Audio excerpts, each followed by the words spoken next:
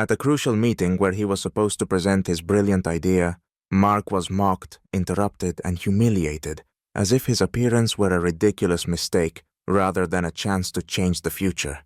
Everything he'd built was reduced to dust before he could even finish speaking. But exactly 1 year later, he returned as their last hope for salvation, and his next move will surprise even the most experienced. But let's start at the beginning. Mark stood before the mirror, nervously adjusting his jacket. This meeting wasn't just a chance for him. It was an opportunity to prove to himself that his ideas deserved attention and could transform the real estate market. He proudly recalled how tirelessly he had worked on every aspect of his concept, calculating each risk, each step. His idea had the potential to disrupt conventional financing and investment methods in real estate, offering greater opportunities for young entrepreneurs. Entering the conference room, Mark expected to be greeted with professionalism and interest. But as soon as he crossed the threshold, he felt a cold detachment, as if he'd walked into the wrong room. The glances cast his way were filled with distrust and skepticism. A man sitting by the window rolled his eyes, seemingly bored by Mark's mere presence. A woman flipping through papers threw him a contemptuous look, as though his appearance was an oversight best left unnoticed. As he sat down, it was as though an invisible barrier formed around him. People in the room exchanged glances, whispered among themselves, discussing topics clearly unrelated to business.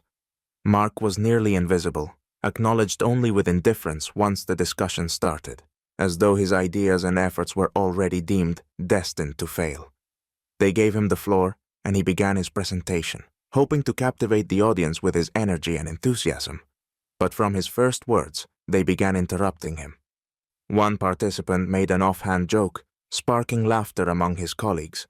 Mark tried to ignore it and press on, but again he was cut off, now with mocking comments about his experience and proposals. Every word became harder, and the taunts only intensified. They didn't seem to see him as an equal, nor a knowledgeable professional who could contribute something valuable. When he presented his risk management solution, someone sarcastically muttered, "They probably didn't teach him that in college." Laughter erupted, openly scornful, and it seemed none of them were prepared to take him seriously. The meeting host stood out in particular, a manager named Brian, a man in his 40s with a cold, smug expression. He listened to Mark with a condescending smile, making it clear he considered this a waste of time. When Mark finished, Brian leaned forward, fixing him with a piercing stare, and said, "Our company isn't interested in projects from people who, well, don't understand how real finance works." These words struck Mark like a slap. In them was everything: naked disdain, cold arrogance, and a hint that he didn't belong there. Mark felt a surge of anger rising within him, but he knew he couldn't afford to lose his composure. He stood, thanked them for their time, and maintaining his dignity, left the room. Alone, Mark felt the full weight of humiliation and injustice. His ideas hadn't just been rejected, they'd been crushed, made to seem absurd and insignificant just because he wasn't on their level. But a plan was already forming within him. He wouldn't let these people go unpunished, and he would return to prove he was worth more. Mark returned home feeling weighed down by disappointment and doubt. After the humiliation at the meeting, he questioned whether it was worth continuing to fight for his place in a business world where every step was met with prejudice and distrust. He sat by the window, looking at the city lights, feeling utterly alone in a world that didn't want to see him as an equal. It seemed as if every step he took, every attempt to break boundaries and prove something to society, only reinforced the wall that kept him out.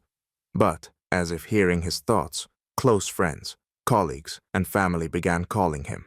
They knew how important this project was to him, how long he had worked toward it, and how much effort he had put in. Their words were filled with understanding and support. They tried to remind Mark that his setback at the meeting was not the end, but merely a temporary halt on the way to something greater. His best friend told him, "You know, Mark, everything changes in life, but one thing never does: your strength. Never forget who you are and what you're capable of." He met with friends one by one, discussing his doubts, listening to advice, and finding the support he so badly needed. His mother's words especially touched him. She said, "Every failure is not an obstacle, but an opportunity. You can use this pain to become stronger and move forward. And remember, you're fighting not only for yourself, but for those who come after you." Inspired by these words, Mark realized that he was not just fighting for his ideas, but for everyone who had faced the same humiliation and disregard.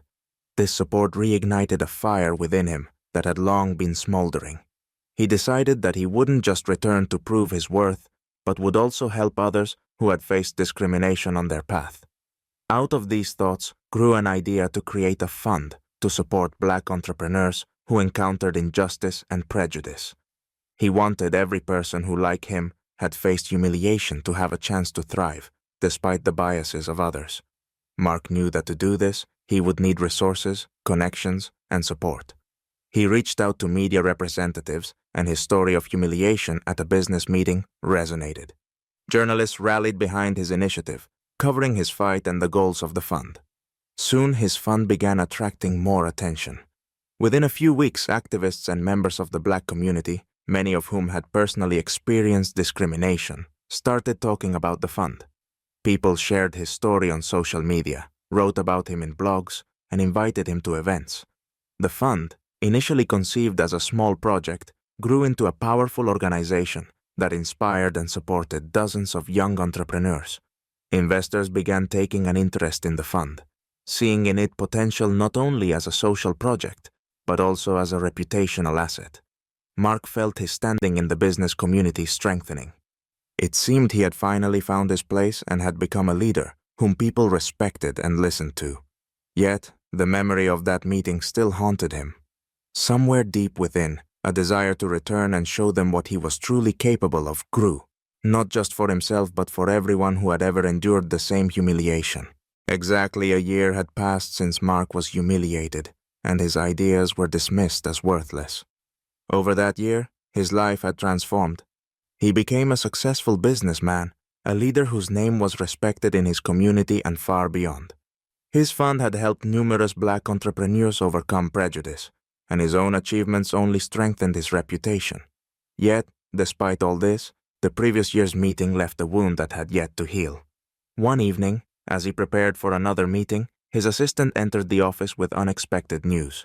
The company where he'd been humiliated a year prior was now on the brink of bankruptcy. Poor investments, worsening business conditions, and shareholder conflicts had led to a crisis. They were looking for a major investor who could not only save the company, but restore its former stability. Mark smiled. Fate seemed to be offering him a chance, and he knew he couldn't let it slip away. He decided that he wouldn't just become an investor, but would help the company change its attitude toward those it once deemed beneath them. Yet the anger from his past humiliation still burned within him, and he wanted to use this situation not only for business, but also to restore justice. He contacted the right people and offered to buy a significant stake in the company. Given its dire financial straits, the company's leadership accepted his offer without hesitation. To them, it was just a deal, a lifeline to prevent collapse, and they were willing to do whatever it took to avoid failure. The agreement also included an offer for Mark to take a seat on the board of directors, making him an official decision-maker. When the deal was finalized, Mark wasted no time putting his plans into action. At his first board meeting, where he was introduced as the new investor and board member, he started with an announcement that left the room stunned.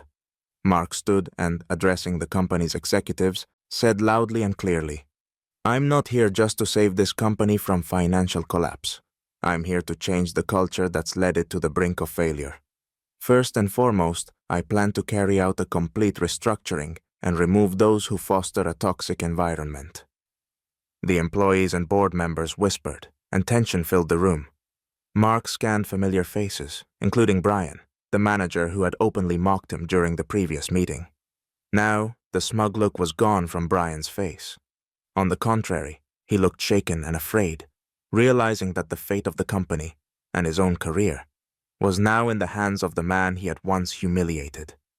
Mark paused, then continued, looking directly at Brian.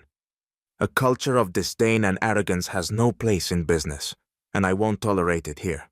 From today forward, every employee will be judged not by their background or skin color, but by their professional skills and respect for others. His words sparked a flurry of discussion, but no one dared openly challenge him. After all, Mark was now the primary investor, the person upon whom their future depended. True to his word, he initiated a restructuring of the company, dismissing several employees known for their dismissive attitudes toward colleagues, including Brian himself.